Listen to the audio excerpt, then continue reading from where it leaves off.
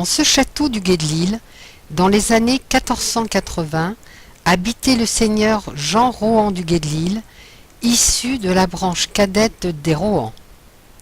Ce château, sur la rive gauche du Lier, était en travaux à l'époque. Le cadastre napoléonien de la commune de Saint-Étienne nous le montre entouré de douves avec un pont-levis et un moulin à proximité.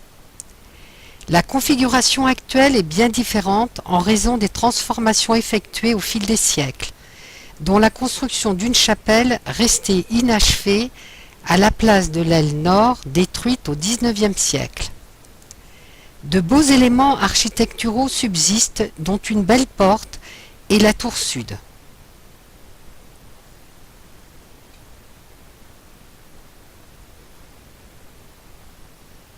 Non loin de là se trouvent les ruines du château de la Chaise où Jean Rohan du Gué-de-Lille fut un temps capitaine.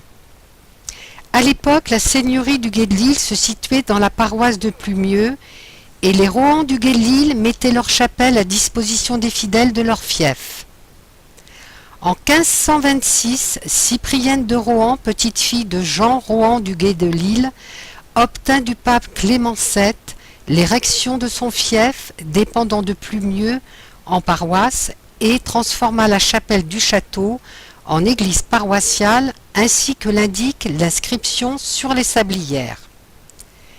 Le second jour de février 1527 de Saint-Étienne-Martyr, étant près le Gué-de-Lille, fut commencée la paroisse et y eut service fait Dieu et sa mère Mercian de la fin de cette entreprise.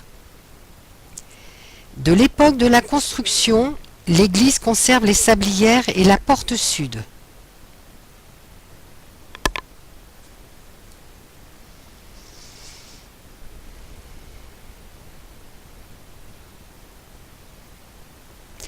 Au moins une statue remonte à l'époque de la chapelle précédente, la Vierge à l'Enfant datée du XIVe, appartenant à la série des Vierges déhanchées et longilignes. L'église actuelle conserve d'autres statues en bois polychrome.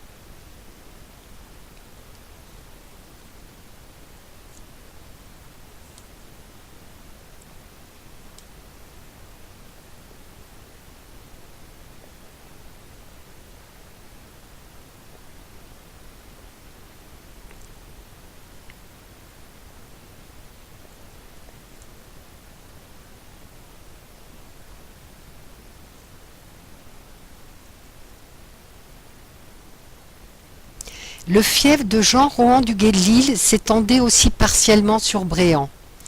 Dès 1424, on sait que sur le territoire bréanais existait une chapelle à Saint-Sanson, ultérieurement devenue Saint-Marc.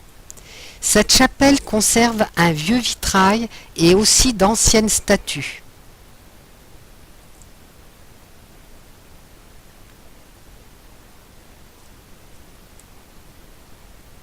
À noter également la présence de calvaires anciens, la croix rurale de Glécouette et la croix malmise.